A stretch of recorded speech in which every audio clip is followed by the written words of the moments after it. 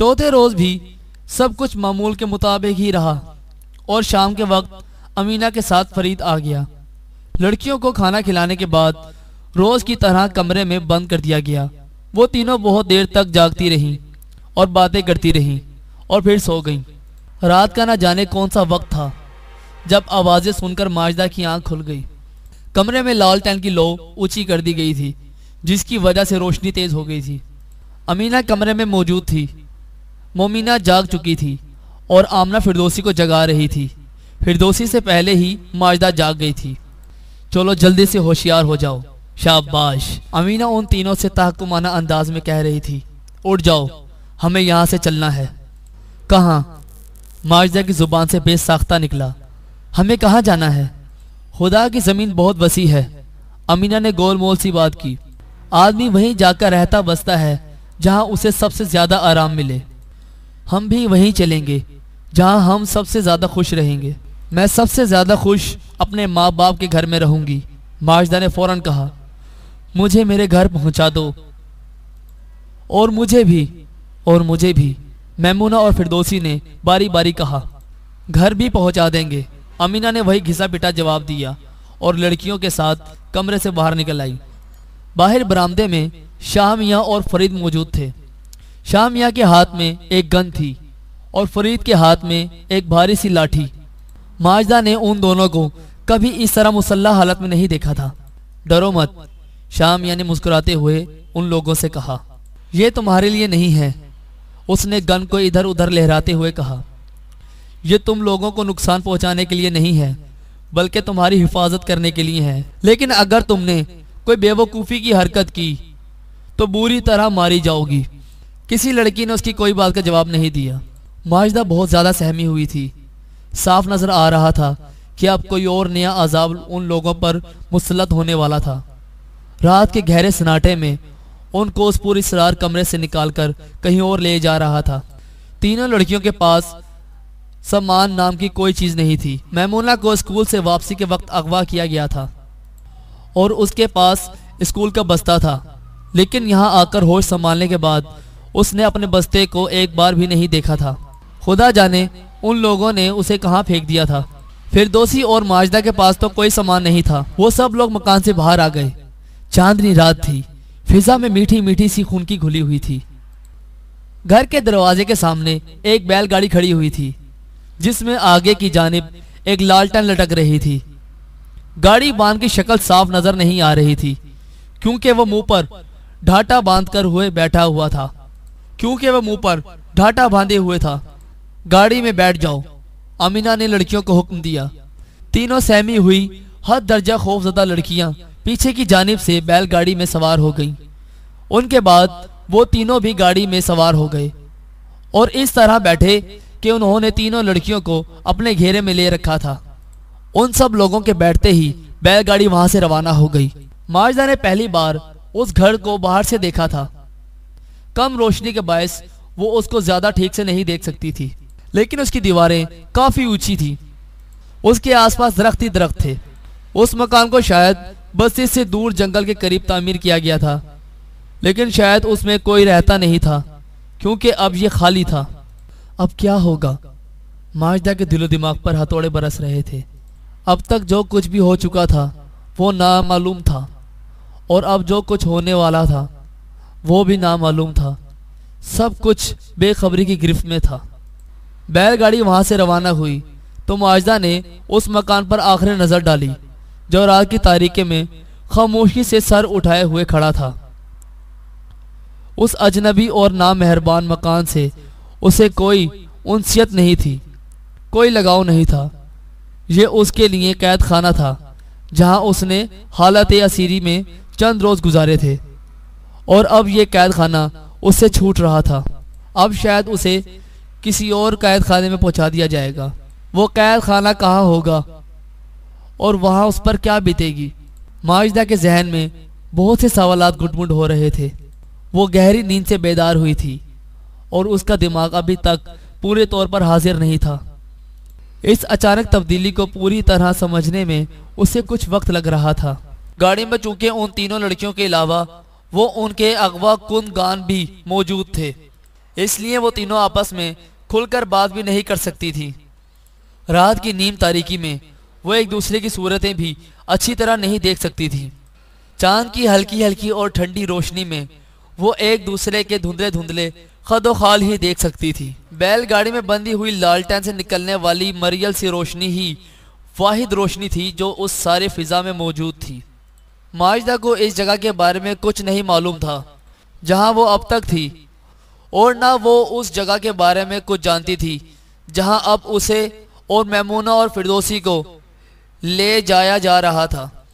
پہلے بھی ایک عالم بے خبری تھا اور اب بھی ایک عالم بے خبری ہی ہے، بس یہ تھا کہ بے خبری کی فضائیں بدل گئی تھیں۔ ایک کچی لیکن قدرے ہموار سڑک تھی جس پر بیل اچھی خاصی رفتار سے چلے جا رہے تھے۔ دور دور تک کسی اور وجود کا احساس نہیں ہوتا تھا۔ چاروں طرف گہرا اور گاڑھا سناٹا پھیلا ہوا تھا۔ کچی سڑک کے دونوں جانب گھنے درختوں کے قطاریں جو رات کی نیم تاریکی میں کسی پر اسرار زندہ مخلوق کی طرح معلوم ہو رہے تھے، کیونکہ وہ زندہ تھے، متحرک تھے۔ ہوا ان شاخوں سے سرگوشیاں کر رہی تھی اور یہ شاخیں ہل ہل کر اپنے زندہ وجود کا احساس دلا رہی تھی۔ اگرچہ اغوا کن گان سے کچھ پوچھنا بیکار تھا کیونکہ معلوم تھا کہ وہ کچھ نہیں بتائیں گے، پھر بھی ماجدہ نے بڑی ہمت کر کے امینہ سے پوچھا، چاچی اب آپ ہمیں کہاں لے جا رہی ہیں اور کیوں لے جا رہی ہیں؟ ماجدہ کی پیش قدمی سے حوصلہ پا کر میمونہ نے جلدی سے اس کے سوال میں ایک اور حصے کا اضافہ کر دیا۔ اس نے امینہ کے جواب کا انتظار بھی نہیں کیا تھا۔ کیوں پریشان ہوتی ہو؟ امینہ آہستہ سے ہنسی۔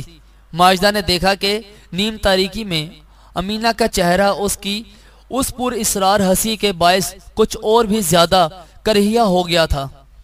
جہاں بھی تم کو لے جائیں گے وہاں تم آرام سے ہی رہو گی، امینہ نے مکاری سے کہا۔ تم یہاں تھیں تو تمہیں کیا تکلیف تھی؟ کیا تمہیں کھانے کو نہیں ملتا تھا؟ ماجدہ اور میمونہ نے اس کے آگے اور کچھ نہ کہا۔ ماجدہ نے اپنے دل میں امینہ کے لیے اڑتی ہوئی نفرت کی زبردست لہر کو پھیلتے ہوئے محسوس کیا۔ ان تینوں کو یہ بھی علم نہیں تھا کہ وہ رات کا کون سا وقت ہے۔ گہرا سناٹا تو صرف یہی بتا سکتا تھا کہ کافی رات گزر چکی ہے، اور کسی الو کی چیخ فضا میں دور تک گونجتی اور تیرتی چلی گئی۔ الو درخت سے اڑ کر نیم تاریک فضا میں کہیں تیرتا چلا گیا تھا۔ ماجدہ ایک دم سنبھل کر بیٹھ گئی۔ فضا میں ایک بار پھر خاموشی چھا گئی تھی۔ اسی وقت گاڑی نے سیدھی سڑک چھوڑ کر دائیں جانب موڑتے ہوئے ایک دوسرا کچا راستہ اختیار کر لیا جو پہلے راستے کے مقابلے میں زیادہ پتلا تھا۔ اس موڑ کو کاٹنے کے ذرا سی دیر بعد ماجدہ کو اپنے سامنے فاصلے پر کوئی چیز چمکتی ہوئی نظر آئی۔ ایسا معلوم ہوتا تھا جیسے کوئی بڑی سی چمکیلی چادر نیم تاریکی میں ہچکولے لے رہی ہو۔ ماجدہ کو یہ سمجھنے میں دیر نہ لگی کہ وہ لوگ کسی ندی کے طرف بڑھ رہے ہیں۔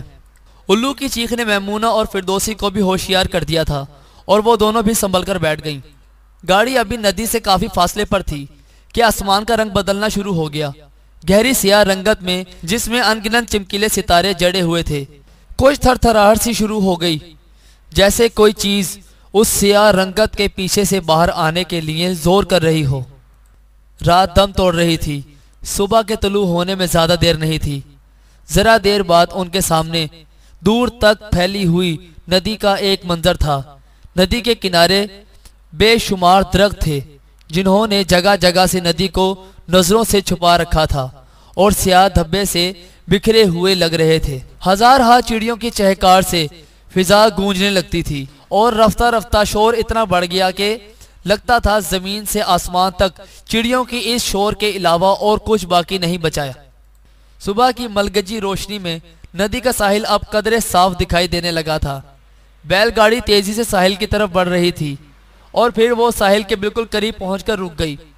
ندی میں دور دور تک بہتی ہوئی کشتیاں نظر آ رہی تھیں جو صبح کی ہلکی ہلکی دھند میں بہت ہی روح پرور منظر پیش کر رہی تھی۔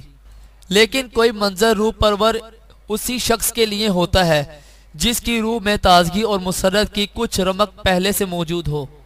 بھوجی ہوئی غمزدہ روحوں کے لیے تو انتہائی خوش نما مناظر بھی یاس کی کیفیت میں ڈوبے ہوئے ہوتے ہیں۔ ندی کا دوسرا کنارہ بھی یہاں سے نظر آنے لگا تھا، لیکن وہ صبح کی گہری دھند میں لپٹا ہوا تھا۔ بیل گاڑی ندی کے کنارے جس جگہ رکی وہاں کوئی گھاٹ نہیں تھا۔ ایک بڑی سی کشتی کے علاوہ وہاں اور کوئی چھوٹی یا بڑی کشتی بھی نظر نہیں آ رہی تھی۔ جو کشتیاں ندی میں تھیں وہ اس جگہ سے بہت دور تھیں۔ یہ ایک کافی بڑی کشتی تھی جو ندی کے کنارے کچھ اس طرح کھڑی ہوئی تھی کہ اس کا خاصا بڑا حصہ ندی کے کنارے اگے ہوئے گھنے سرکنڈوں اور جھاڑیوں میں چھپ گیا تھا اور اسے پورے طور پر دیکھا نہیں جا سکتا تھا۔ قریب پہنچنے پر معلوم ہوا کہ اس کشتی میں بہت سارے لوگ سوار تھے۔ امینہ اور دونوں آدمی بیل گاڑی میں سے اتر گئے اور امینہ نے تینوں لڑکیوں کو بھی گاڑی میں سے اتار لیا۔ آؤ میرے ساتھ، امینہ نے تینوں لڑکیوں سے کہا اور انہیں لے کر ایک طرف کو چل پڑی۔ دونوں مسلح مرد ان سے کچھ فاصلے پر تھے۔ امینہ ان کو لے کر کچھ دور ساحل کے ایک بالکل ویران حصے میں پہنچی جہاں گھنی جھاڑیاں اور درخت تھے۔ یہاں ندی کے کنارے ہاتھ منہ دھو لو، اس نے لڑکیوں سے کہا۔ ہم بس اب یہاں سے روانہ ہونے والے ہیں۔ لڑکیوں کے پاس اس کے حکم کی تعمیل کے سوا کوئی چارہ نہیں تھا، فرار کا کوئی راستہ نہیں تھا۔ امینہ کچھ فاصلے پر سر پر موجود تھی اور دونوں مسلح مرد بھی زیادہ دور نہیں تھے۔ ماجدہ کے دل میں ایک لمحے کے لیے یہ خیال آیا کہ وہ یہاں سے بھاگ کھڑی ہو، لیکن وہ ایسا کرنے کی ہمت اپنے اندر پیدا نہیں کر سکی۔ یہ بالکل اجنبی اور نامانوس علاقہ تھا، معلوم نہیں کون سی جگہ تھی اور یہاں سے بھاگ کر پناہ لینے کے لیے کوئی ٹھکانہ موجود بھی تھا یا نہیں۔ امینہ اور دونوں مرد زیادہ دور نہیں تھے۔ بھاگنے کی کوشش ناکام ہوئی تو وہ خدا جانے اس کا کیا حشر کریں گے۔ وہ اپنی خواہش کے باوجود خود کو وہاں سے بھاگنے پر آمادہ نہ کر سکی۔ کچھ دیر کے بعد ان تینوں کو اس بڑی سی کشتی کی طرف لے جایا گیا جو وہاں پہلے سے موجود تھی اور جس میں بہت سے لوگ بیٹھے ہوئے تھے۔ امینہ ان تینوں کو لے کر کشتی کے اندر داخل ہوئی۔ دونوں مرد اس کے پیچھے پیچھے تھے۔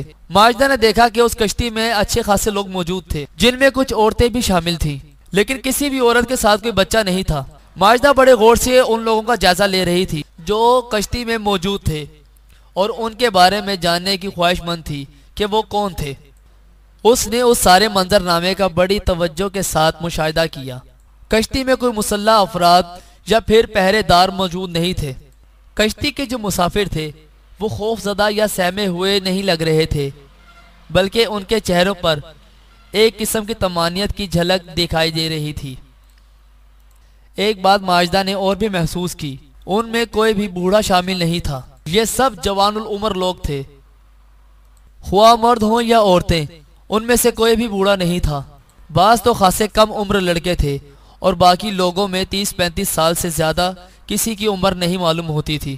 کشتی میں موجود ان لوگوں نے نئے آنے والوں کی طرف توجہ اور دلچسپی کے ساتھ دیکھا اور ایسا لگا جیسے کچھ لوگ ان سے بات چیت کرنا چاہتے ہوں، لیکن امینہ اور دونوں مردوں نے کسی کو بھی لڑکیوں کے قریب نہیں آنے دیا اور جلدی جلدی چلتے ہوئے تینوں لڑکیوں کو کشتی کے ایک الگ تھلگ حصے میں لے گئے۔ ایسا معلوم ہوتا تھا جیسے ان لوگوں کے لیے یہ جگہ پہلے سے محفوظ کر دی گئی ہو۔ وہ سب لوگ اس الگ تھلگ جگہ میں بیٹھ گئے۔ ایک عورت کچھ فاصلے سے اپنی جگہ سے اٹھ کر تیزی سے ان لوگوں کے پاس آئی۔ وہ گندمی رنگت والی ایک نوجوان عورت تھی اور اس کا نقشہ بہت ہی سبک تھا۔ اس کے چہرے پر بڑی نرم اور دلاویز مسکراہٹ رقصہ تھی۔ ماجدہ کو وہ عورت بہت اچھی لگی۔ وہ ان لڑکیوں کے پاس آ کر کچھ بات کرنے ہی والی تھی کہ پیچھے سے ایک آدمی تیز تیز قدموں سے چلتا ہوا آیا اور بڑے ہی ناگوار اور تلخ لہجے میں اس عورت سے مخاطب ہوا۔ آخر تم اپنے کام سے کام کیوں نہیں رکھتے؟ اس نے چلا کر کہا۔ کیا سب لوگوں سے ان کے بارے میں رپورٹ لینا ضروری ہے؟ میں تو بس ان لڑکیوں سے ان کے اور ان کے گھر والوں کے بارے میں۔ جاؤ اور خاموشی سے اپنی جگہ پر بیٹھ جاؤ، آدمی نے غصے سے کہا۔ اور اگر یہی سب کچھ کرنا ہے تو تم اب بھی واپس جا سکتی ہو۔ نہیں نہیں، عورت نے سخت خوف زدہ ہو کر کہا اور تیزی سے وہاں سے پلٹ گئی۔ کچھ دور جا کر کشتی میں اس جگہ بیٹھ گئی جہاں سے وہ اٹھ کر آئی تھی۔ ماجدہ کی سمجھ میں یہ معاملہ بالکل نہیں آیا، تاہم ایک بات اس کی سمجھ میں صاف طور پر آ گئی، اور وہ یہ کہ اس کشتی میں سوار لوگوں کو ان کی مرضی کے خلاف یہاں نہیں لایا گیا تھا۔ جس آدمی نے عورت کو ڈانٹ کر بھگایا تھا وہ ذرا دیر کے بعد ان لوگوں کے پاس آ گیا۔ اس نے ان تینوں لڑکیوں کو غور سے دیکھا اور پھر امینہ کو ایک طرف لے جا کر اسے سرگوشیوں میں باتیں کرنے لگا۔ شاہ میاں بھی ان لوگوں کے پاس آ گیا۔ اب وہ تینوں چپکے چپکے کچھ باتیں کر رہے تھے۔ تھوڑی دیر بعد وہ آدمی وہاں سے چلا گیا۔ ماجدہ نے اس کی شکل و صورت بڑی احتیاط کے ساتھ اپنے دماغ میں بٹھا لی۔ ملاحوں نے پتواریں سنبھالی اور کشتی کے وہاں سے روانگی کے آثار دکھائی دینے لگے۔ اس نے امینہ اور شاہ میاں سے ہلکی آواز میں کچھ رخصتی کلمات کا تبادلہ کیا جنہیں ماجدہ دور ہونے کی وجہ سے صاف طور پر نہیں سن سکی۔ اس کے بعد وہ کشتی سے باہر نکل گیا۔ ماجدہ اسے جاتے ہوئے دیکھتی رہی۔ وہ بیل گاڑی کے پاس پہنچا جو ساحل پر اسی طرح کھڑی ہوئی تھی۔ فرید بیل گاڑی میں سوار ہو گیا اور بیل گاڑی چل پڑی۔ ادھر کشتی نے بھی حرکت کرنی شروع کر دی تھی۔ اس نے ندی کے بہاؤ کے ساتھ ساتھ کنارے کے قریب چلنا شروع کروایا اور پھر جیسے جیسے وہ آگے بڑھتی گئی ویسے ویسے اس کے اور ساحل کے درمیان فاصلہ بڑھتا گیا، لیکن کشتی ساحل سے بہت زیادہ دور نہیں تھی۔ ماجدہ دیکھ رہی تھی کہ کسی نامعلوم ساحل کا بالکل ہی اجاڑ اور ویران ٹکڑا تھا۔ یہاں ساحل پر کوئی گھاٹ بنا ہوا نہیں تھا۔ کشتیوں کے لنگر انداز ہونے کے لیے کوئی مقررہ اور پرسہولت جگہ نہیں تھی۔ لوگوں کے نہانے کے لیے بھی کوئی مخصوص جگہ بنی ہوئی نہیں تھی۔ ساحل کی پٹی بہت کٹی پھٹی، ناہموار اور اونچی نیچی تھی اور اس کا سلسلہ بہت دور تک پھیلا ہوا تھا۔ اس ناقابل استعمال ساحل پر کوئی ناؤ یا مسافر نہیں آتے تھے۔ ہر طرف گہرا سناٹا تھا۔ صبح کا اجالا پوری طرح سے پھیل جانے کے بعد چڑیوں کی چہچہاہٹ بھی بند ہو گئی تھی، مگر آسمان ابھی تک نارنجی تھا اور اس کا لمحہ با لمحہ ہلکا پڑتا ہوا نارنجی رنگ ندی کے پانی میں گھلتا ہوا محسوس ہو رہا تھا۔ امینہ اور شاہ میاں تینوں لڑکیوں کو اپنے تحویل میں لیے ہوئے کشتی کے باقی تمام مسافروں سے الگ تھلگ بیٹھے ہوئے تھے۔ ندی میں ان کی کشتی کے علاوہ اور بھی کشتیاں چل رہی تھی، لیکن وہ ان کی کشتی سے دور تھی۔ ذرا دیر بعد کشتی میں بیٹھے ہوئے لوگوں کو ناشتہ تقسیم کیا جانے لگا۔ اب دھوپ اچھی طرح نکل آئی تھی اور ندی کا پانی ہلکے مٹیالے رنگ کے ایک آئینے کی طرح چمک رہا تھا۔ لہریں ہچکولے لیتی تھیں تو پورا آئینہ لرزتا ہوا معلوم ہوتا تھا۔ وہی آدمی جس نے ان لوگوں کے پاس آنے والی عورت کو ڈانٹ کر بھگایا تھا ان کے پاس بھی ناشتہ لے کر آیا۔ 2 بڑے بڑے گول بسکٹ تھے جو ہر شخص کو دیے جا رہے تھے۔ لو کھا لو۔ اس شخص نے پہلی بار ان تینوں سے بیک وقت مخاطب ہوتے ہوئے انہیں بسکٹ دیتے ہوئے کہا۔ اس کے چہرے پر کچھ نرمی کے آثار تھے۔ وہ ان تینوں کو ایک بار پھر بڑے غور سے دیکھ رہا تھا۔ تینوں لڑکیوں نے بسکٹ لے لیے اور خاموشی سے کھانے لگیں۔ شاہ میاں اور امینہ کو بھی بسکٹ دے دیے گئے اور دوسرے تمام لوگوں کی طرح وہ دونوں بھی بسکٹ کھانے میں مصروف ہو گئے۔ کشتی ساحل کے قریب ساحل کے ساتھ ساتھ بہتی چلی جا رہی تھی۔ مسافر آپس میں زور زور سے باتیں کر رہے تھے۔ ان کی بیلی جلی آوازوں کے شور میں کوئی بات واضح اور صاف طور پر سمجھ میں نہیں آتی تھی، لیکن کشتی کے جس حصے میں ان تینوں لڑکیوں کو امینہ اور شاہ میاں کے ساتھ بٹھایا گیا تھا وہاں کوئی کسی سے بات نہیں کر رہا تھا۔ تینوں لڑکیاں خاموش تھیں اور امینہ اور شاہ میاں بھی خاموش تھے۔ لڑکیوں کی موجودگی میں وہ ایک دوسرے سے زیادہ بات نہیں کر رہے تھے۔ کشتی کا تیز رفتار سفر تقریباً دوپہر تک جاری رہا۔ اب سورج ان لوگوں کے سروں پر خوب تیزی سے چمک رہا تھا اور فضا میں گرمی گلی ہوئی تھی۔ لوگوں کے جسموں سے پسینہ بہہ رہا تھا۔ کشتی ندی کے ایک ایسے ساحلی علاقے میں پہنچ کر رک گئی جو بالکل اجاڑ اور ویران نظر آ رہا تھا۔ یہاں کوئی باقاعدہ گھاٹ نہیں تھا، بلکہ کشتی روکنے کی کوئی معقول سی جگہ بھی نہیں تھی۔ کنارے پر جا بجا اونچی نیچی چٹانیں تھیں اور بہت گھنا جنگل نظر آ رہا تھا۔ کوئی دوسری کشتی ان کی کشتی کے ساتھ ادھر نہیں آئی تھی۔ ندی میں جو بھی کشتیاں تھیں وہ ان کی کشتی سے بہت دور مختلف سمتوں میں رواں دواں تھی۔ کشتی ایک ایسی جگہ رک گئی جہاں پانی کے اندر دور تک گھنی جھاڑیاں اور سرکنڈوں کے جھنڈ اگے ہوئے تھے۔ کشتی نے ان کے درمیان میں سے اپنا راستہ بنایا۔ ایسا معلوم ہوتا تھا کہ ملا اس سارے علاقے سے بخوبی واقف تھے۔ انہوں نے مسافروں سے بھری ہوئی بھاری بھرکم کشتی کو سرکنڈوں اور جھاڑیوں میں پھنسنے نہیں دیا اور اسے آہستہ آہستہ دھکیلتے ہوئے اندر تک لے آئے۔ اب ندی کی طرف سے کشتی کو نہیں دیکھا جا سکتا تھا۔ کشتی کے رکتے ہی تمام مسافروں میں ایک ہلچل سی مچ گئی تھی۔ لوگ اپنی اپنی جگہ سے اٹھ کر کھڑے ہو رہے تھے اور اترنے کی تیاریاں کر رہے تھے۔ شاید انہیں پہلے سے ہی بتا دیا گیا تھا کہ ان کی منزل آ گئی ہے۔ ماجدہ نے ادھر ادھر دیکھا۔ کشتی اور ساحل کے درمیان اچھا خاصا فاصلہ تھا۔ پانی میں سے گزرے بغیر خشکی پر نہیں پہنچا جا سکتا تھا۔ لوگوں نے کشتی میں سے اترنا شروع کر دیا۔ یہاں تقریباً پنڈلیوں تک پانی تھا۔ گھٹنوں سے ذرا نیچے تک لوگ اسی پانی میں اتر رہے تھے۔ وہ آدمی جس نے عورت کو ڈانٹا تھا اور لڑکیوں کو بسکٹ لا کر دیے تھے، چند دوسرے آدمیوں کے ساتھ مل کر لوگوں کو کشتی سے نیچے اترنے میں مدد دے رہا تھا۔ اترتے جاؤ اور سامنے خشکی پر پہنچ جاؤ، وہ لوگ مسافروں سے کہہ رہے تھے۔ مسافر اتر رہے تھے اور انہوں نے پانی میں اتر کر خشکی کی طرف چلنا شروع کر دیا تھا۔ کسی مسافر کے پیچھے کوئی مسلح شخص نہیں تھا۔ سب مسافر آزاد تھے اور کسی جبر اور زبردستی کے بغیر کشتی میں سے اتر کر خشکی کی طرف بڑھ رہے تھے۔ ان کے پاؤں گھٹنوں سے ذرا نیچے تک پانی میں تھے۔ کسی بھی مسافر کے پاس بہت زیادہ سامان نہیں تھا۔ زیادہ تر کے پاس بس ایک بڑی سی گھڑی یا کینوس کا بڑا سا بیگ یا ہلکا سا سوٹ کیس تھا۔ بھاری سامان کسی کے پاس بھی نہیں تھا۔ پانی سے گزرتے وقت یہ لوگ اپنے اپنے سامان کو احتیاط سے سنبھالے ہوئے تھے۔ بعض نے تو اپنا سامان اپنے سر پر رکھ لیا تھا۔ آؤ اب ہمیں بھی اترنا ہے، امینہ نے لڑکیوں سے کہا۔ اس وقت تک کشتی کے زیادہ تر مسافر نیچے اتر چکے تھے۔ امینہ نے ماجدہ کا ہاتھ پکڑ لیا اور شام یعنی میمونہ اور فردوسی کے ہاتھ پکڑ لیے اور سہارا دے کر انہیں پانی میں اتار دیا۔ تینوں لڑکیاں تقریباً کمر تک پانی میں ڈوب گئیں، لیکن انہیں پانی سے کوئی ڈر نہیں لگ رہا تھا۔ پانی تو ان کی زندگی تھا اور وہ شب و روز پانی سے کھیلتی رہتی تھی اور تینوں لڑکیوں کو تیرنا بھی آتا تھا۔ وہ لوگ ساحل پر پہنچ گئے۔ فضا گرم تھی اور تیز ہوا چل رہی تھی۔ ان کے بھیگے ہوئے کپڑے جلدی ہی خشک ہونا شروع ہو گئے۔ سب لوگ اتر کر خشکی پر جمع ہو گئے۔ عجیب سی جگہ تھی۔ عام طور سے جس جگہ کشتیاں آ کر رکتی ہیں وہاں کچھ نہ کچھ آبادی ضرور ہوتی ہے۔ کشتیوں کے رکنے کے لیے اور لوگوں کے کشتی میں چڑھنے اور اترنے کے لیے گھاٹ موجود ہوتے ہیں جہاں کچھ چھوٹی موٹی دکانیں ہوتی ہیں، لیکن اس ویران ساحل پر ایسی کوئی بات نہیں تھی۔ یہاں کوئی گھاٹ نہیں تھا، نہ کسی انسان کی موجودگی کا احساس ہوتا تھا۔ سب لوگ ساحل پر جمع ہو گئے۔ امینہ ابھی تک ماجدہ کا اور شام یا میمونہ اور فردوسی کا ہاتھ پکڑے ہوئے تھا۔ اسی وقت وہ آدمی ان لوگوں کے پاس آ گیا جس نے عورت کو ڈانٹا تھا۔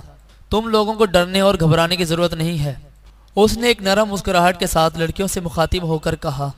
ہم تمہیں کوئی تکلیف نہیں دیں گے۔ لیکن چاچا، ماجدہ نے جلدی سے کہا، ہم لوگ اپنے گھر جانا چاہتے ہیں۔ اس کی آواز بھررانے لگی۔ ہمیں ہمارے گھر جانے دیجئے چاچا، ہمیں تو کچھ بھی نہیں معلوم کہ آپ لوگ ہمارے ساتھ کیا کرنے والے ہو۔ میرا نام محمود ہے، اس شخص نے کہا۔ لوگ مجھے ممدو کہتے ہیں، تم لوگ مجھے ممدو چاچا کہہ سکتی ہو۔ یقین رکھو ہم تمہیں کوئی تکلیف نہیں دیں گے، جو کچھ کریں گے اس سے تم کو فائدہ ہی پہنچے گا، مگر ہمیں کچھ بتائیں تو صحیح ممدو چاچا، فردوسی نے گڑ گڑاتے ہوئے کہا۔ آخر کچھ تو معلوم ہو کہ آپ لوگ ہمارے ساتھ کیا کرنا چاہتے ہیں۔ ہم لوگ تو اپنے اپنے گھر جانا چاہتے ہیں، ہمیں جانے دیجئے۔ ضرور جانے دیں گے، ممدو نے مسکرا کر کہا۔ ضرور جانے دیں گے، مگر جلدی مت کرو، تسلی رکھو، تم لوگ اپنے گھر ضرور جاؤ گی۔ دوستو، ہمارے channel F S Urdu story کو سبسکرائب کریں اور بیل نوٹیفیکیشن کو آن کریں تاکہ ہماری تازہ اپڈیٹ آپ تک پہنچتی رہے۔ اگر آپ کو ہماری ویڈیو پسند آئے تو اسے لائک کریں، کمنٹ کریں اور اپنے دوستوں میں شیئر کریں۔ شکریہ۔